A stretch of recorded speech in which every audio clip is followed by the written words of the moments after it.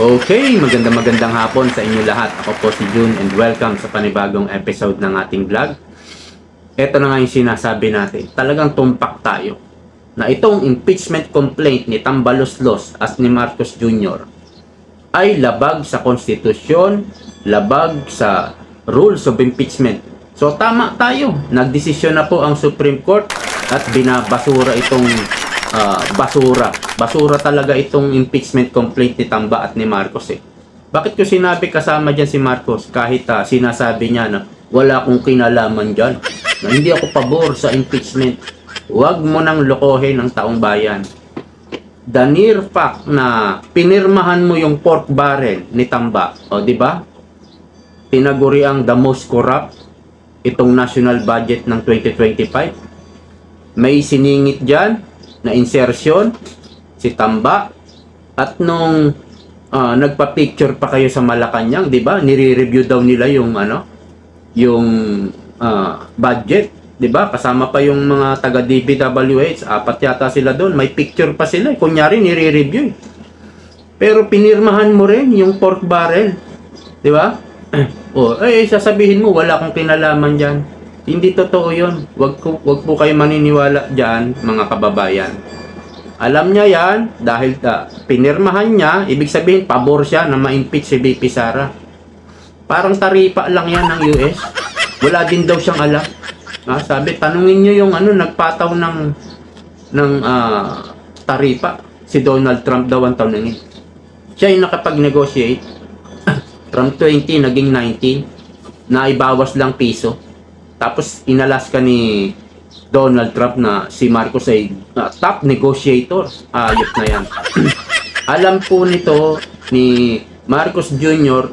yung insertion ni Tamba ay para sa impeachment, ipambabayad sa mga mukhang perang congressman na mga pumirma. Alam ni Marcos Jr. yan, pero pinirmahan, inaprobahan niya pa rin.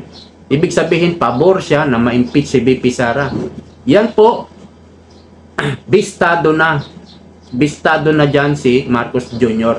Kaya sa susunod, pag may sinabi, wala akong alam dyan sa pagkaka-aresto kay Duterte. Siya nga ang mastermind. Pero ganyan pa rin, patuloy pa rin niloloko ang taong bayan. Okay, ito po yung sinabi o desisyon ng Supreme Court. Basahin natin. SC HOR impeachment complaint versus VP barred by 1-year rule. Due process applies in all stages of impeachment. The Supreme Court en banc has declared the articles of impeachment against Vice President Sara C. Duterte unconstitutional, noting that it is barred by 1-year rule under the Constitution and that it violates the right to due process. Therefore, the Senate cannot acquire jurisdiction over the impeachment proceedings. Mamaya po, pag-usapan din natin, sinagot na ni Chis Escudero itong akusasyon ni Tito Soto at kung sino pang nag-akusa na si Chis daw ay may insertion na 142 billion pork barrel para daw sa mga kasamahan niyang senador. Sinagot na po yan ni Chis. Mamaya po, pag-usapan natin yan. So, sinasabi po ng decision ng Supreme Court na hindi na po pwedeng ituloy itong impeachment dahil wala na pong jurisdiction ang Senado. Yan po ang sinabi ng Supreme Court. Bakit? Dahil nga yung impeachment complaint nila ay unconstitutional. So, kung unconstitutional yung impeachment complaint, didinggin nyo pa rin? Hindi na. Wala na po yan. Pero ang gagawin po kapag nag-convene ang senador, ang Senado, after ng SONA ni PBBM, siguro mga August yan, o mga August na yan, August 4. Doon po, pagbobotohan nila yan dahil tiyak may magmo-motion dyan. Motion to dismiss the impeachment complaint. Mayroon pong magmo-motion dyan at pagbobotohan na po yan. Kung ano man yung maging resulta dyan, yun po ang magiging hatol ng Senado. At naniniwala tayo na susundin nila ang desisyon ng Supreme Court. Of course, sila Risa Hontiveros, Tito Soto, makaano yan pro-impeachment yan. Sila Kiko, matatawa ka kay Soto. Tumanda na dahil sa personal agenda. Katawa-tawa ang nagiging kilos niya. Sabi niya, mayroon daw siyang attorney, abogado. May abogado siya na kukonsultahin niya dahil dito sa hatol ng Supreme Court. Alam niyo ba, unanimous decision ang hatol ng Supreme Court. 15 ang justice sa Supreme Court. 13 po ang bumoto na ang impeachment complaint ay unconstitutional. Okay? Yung dalawa, yung isa po ay nag-abstain, hindi bumoto. Yung isa naman may sakit at naka-leave of absence. Kaya yung dalawa walang boto.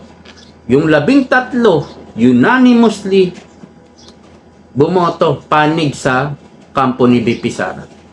Yan kasi yung inihain ng kampo ni VP Sara na i-declare itong impeachment complaint na unconstitutional. Bakit? Lalo pang naging makatarungan na i-declare itong impeachment complaint na unconstitutional nung sinomon yung House of Representatives. Siguro kung mga 9 na tanong yon, 10 o 11, ang sinagot lang ng HOR, ng HOR ay 5 lang. Yung iba po hindi na nila sinagot kasi susumpaan mo yun under oath. Bakit hindi nila sinagot? Kasi guilty sila doon. Kaya wala silang masagot. Ang hindi nila nasagot, yung 215 na bumoto, pumirma to impeach Vice President Sara Duterte sa Congress. May tanong doon na nabasa ba yan ng 250 na yan na pumirma? At nung pinirmahan nila, sinumpaan ba nila yan? Nandun po yan sa rules of impeachment. Hindi po yan nasagot at iba pang tanong na hindi sinagot dahil guilty nga itong HOR. So, ang mangyayari talaga nito, wala na pong magiging impeachment trial. Pag convene nila, pagdidesisyonan po yan ng majority. Kung sino yung masunod, at alam natin na lahat yan, halos baka mga 20 o 18, 19, 20 ang boboto na i-dismiss na ang impeachment. Meron kasing sinabi rin sino ba to? Si Drilon. Ito po, dilawan po ito si Drilon Constitutional showdown. Question mark. Drilon warns Congress. Winawarningan niya ang Congress versus defying SC on Sara Duterte impeachment. The Supreme Court earlier ruled that the impeachment complaint against Duterte violated the constitutional 1-year bar rule. Ang dami pong nag-komento rito, lalo na yung mga congressman na mga buaya sa Congress. Yung iba, hindi naman abogado, ang gagaling. Ang gagaling. Sinunod ng Congress ang rules of impeachment. Walang unconstitutional dito sa impeachment complaint. Ganyan yung mga naririnig natin. 'Di ba? Nakaraan. Akala mo naman abogado, hindi nga abogado. At yung mga abogado mismo sa Congress, nakala mo, nakakatawa. Pinagtatanggol na lang ng pinagtatanggol yung ginawa nilang impeachment. Hindi raw unconstitutional ito. O sino ngayon ang mas mananaig? Ikaw? Ikaw na may mga abogado kasi na pulpol, bopol. Meron po talaga. Meron na sa Malacanang yung tagapagsalita. Bopol na, abogado raw siya. Ibig sabihin, Tito Soto, yung kukonsultahin mong abogado, mas magaling pa sa 13 justice sa Supreme Court. Tuloy natin to, yung sinabi ni Drilon. Maganda to uh, and her right to due process. As such, the tribunal said the complaint is null and void from the outset. Null and void, wala na po. Effectively, walang impeachment complaint dahil sabi ng Supreme Court, void yung impeachment complaint. Trilon stressed the defying the Supreme Court's decision would be direct challenge to the Constitution. Magkakaroon ng constitutional crisis kung gagawin nila yan. Sa akin, hindi dapat gawin. At ang Korte Suprema siyang magpapasya sa lahat ng isyung constitutional. Tama po si Drilon. Tamang-tama po. Magkakaroon tayo ng constitutional crisis kung hindi gagalangin ang Supreme Court. Yan po ang dapat maintindihan ng mga hanggang ngayon ipinaglalaban yung kanilang mali na impeachment complaint. Yan po ang susunod nating aabangan. Sigurado na po yan na mababasura sa Senado, sa impeachment court, ang impeachment kay BP Sara. Siguro August 4, doon po magkukonvene ang mga impeachment judges at ang impeachment court. At mayroong magmo-motion dito na to dismiss the case. Magkakapaliwanagan pa yan. Magandang marinig natin dito si Marcoleta. Kumbaga, nakikinita-kinita ko na yung sasabihin ni Marcoleta. Mr. Hindi na Senate President ang tawag kay Chis. Kung siya yung magiging Senate President, may tawag sila presiding chair. Yan po ang magiging tawag kapag sila ay nasa impeachment court. Mr. Presiding Chair, nagdesisyon na po ang Supreme Court, no? At sinasabi ng Supreme Court na itong impeachment complaint ay unconstitutional. At dahil unconstitutional yung impeachment complaint, inaalis na po ang karapatan natin na dinggin ang impeachment na ito. Dahil wala na tayong jurisdiction dahil nga unconstitutional yung impeachment complaint. Yung mga ganyang sasabihin yan. Isa-isa po mga senador yan, magtatalumpati yan. At sasabihin nila yung kanilang kanilang punto, kanilang opinion. At si Risa magsasalita yan. Itutuloy natin, magdadrama yan. Si Tito Soto, ganun din, na hindi naman abogado. Graduate lang sa One Ball University. Kukonsulta pa. 13 na nga yung bumoto. Meron pang retoke raw na magagawa ang COR. Magpapile daw sila ng motion for reconsideration, MR.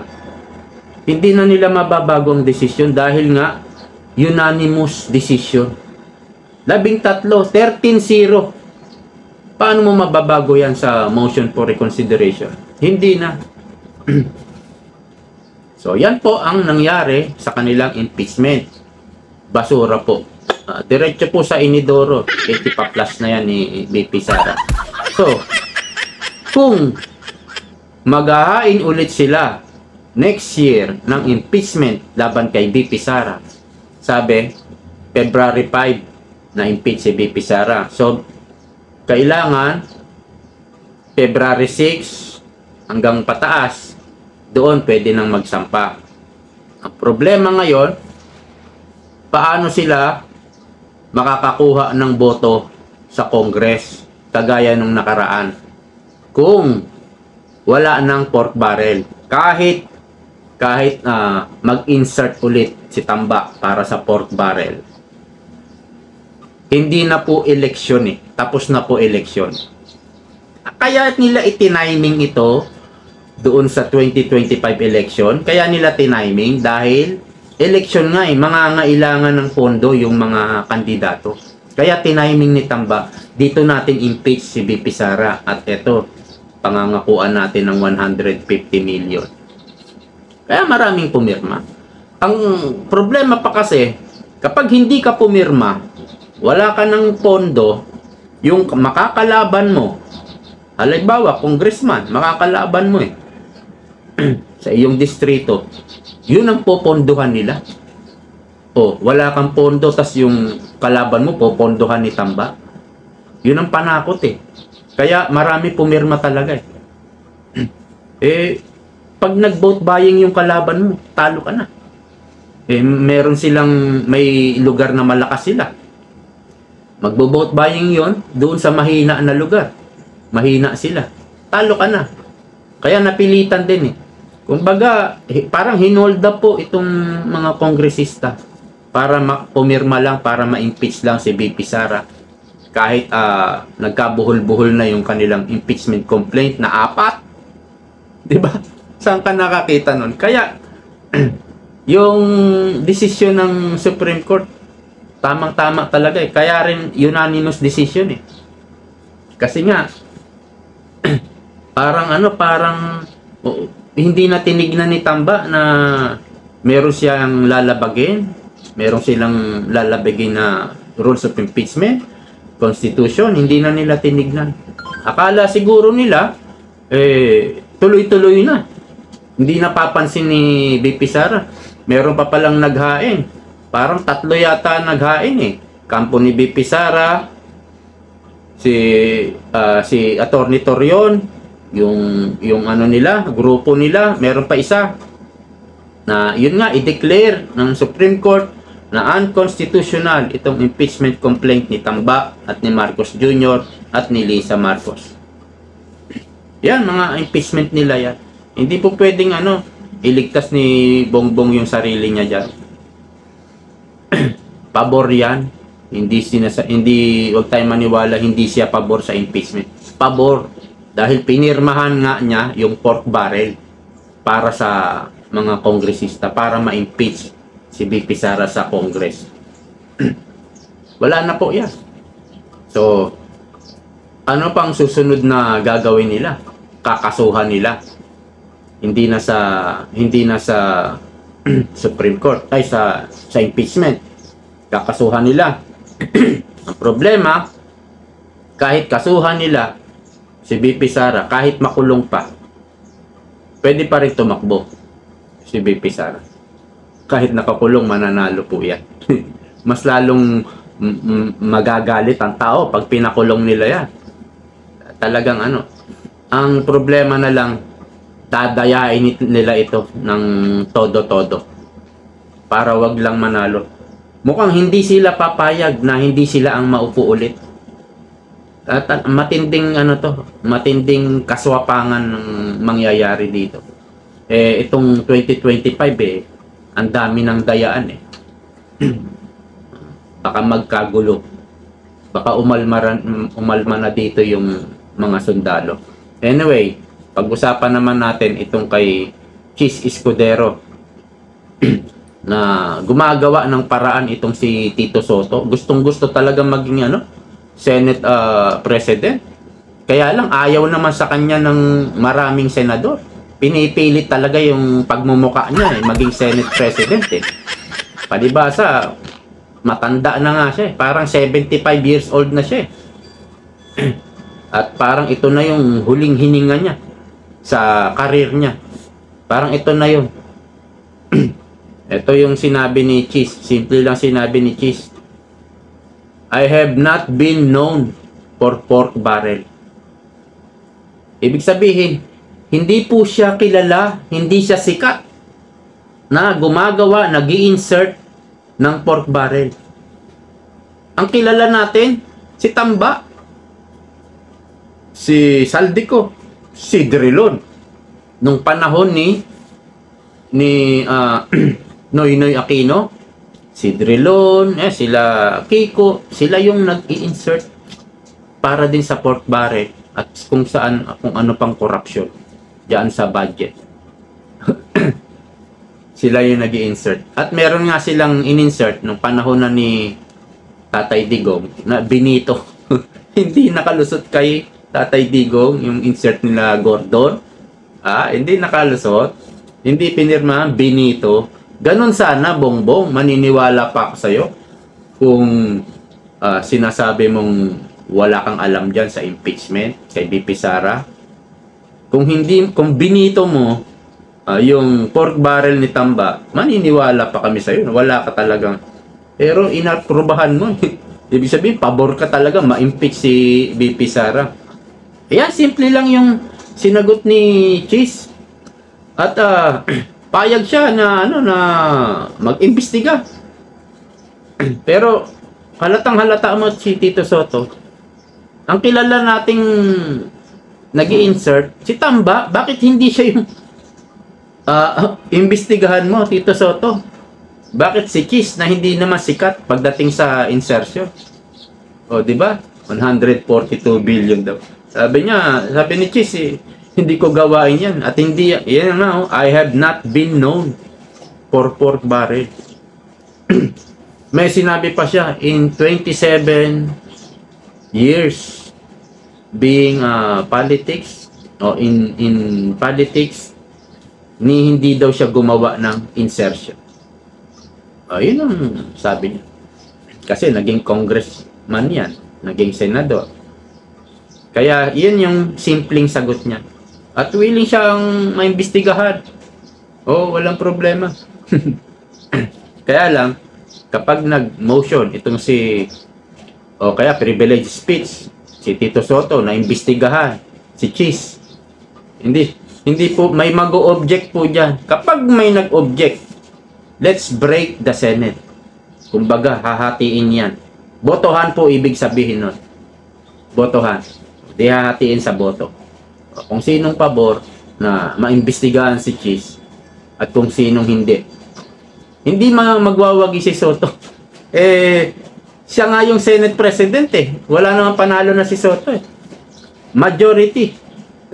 Lahat di boboto kay Cheese na hindi pwedeng imbestigahan kapwa nating senador. Imbestigahan natin si Tamba, pwede pa. Wala na to si Tito Soto, nabuang na. Kumbaga, iba na kasi yung niya, yung naiisip niya sa kanyang karir. Na ito na yung huling hininga ko sa politika. Bakit kasi binoto niyo? Ako, di ko na binoto yan Di kayo nagsawa dyan. Ayun. Kumakampi ngayon kay Tamba sa mga congressman. Kumakampi kay Marcos. Kasi last na. Ilang taon na siya. Paano pa siya magiging vice president niyan? Magiging presidente. Kung malay natin, immortal si Tito Soto, kagaya ni kagaya ni sino ba yun? si Juan. Ano pangalan nun? Ano pangalan nun? Ano pangalan nun hayop na? Si Juan, di ba? Kalimutan ko.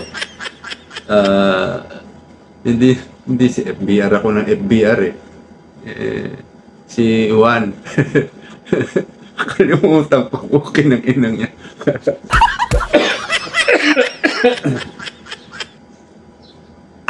Kalimutan ko. Okay ng inang pangalan nun. Yung legal advisor ni Bongbong Marcos sa Malacanang. Si immortal na senador. Kaaway po yun ni Miriam Defensor. Halos murahin na yan ni Miriam Defensor. Naalala ko lang. Meron daw nagtitindang bata. Parang meron silang pinuntahan sa probinsya. Kalain mo, inalok daw yung bata. Wag na natin sabihin. Pero alam nyo na yun. Kumbaga nagandahan doon sa bata, inalok daw. Si Miriam Defensor nagsabi niya na. Siguro may intelligence si Miriam. Chinismis kay Miriam. Kalain mo yung Tinder. Inalok. Parang one night stand, gano'n. Magbabayad. Hayop yan. Itong si Juan. Kalimutan ko pangalan. Pero matatawa ka Kaaway mo na mortal ni ano yan, ni Miriam Defensor. Itong si Juan. Juan ba? Hanggang ngayon hindi ko maalala yung pangalan ng hayop na yan. Teka, isipin ko yung pangalan na.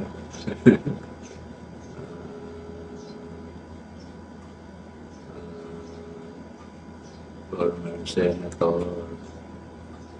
Hayop na yun.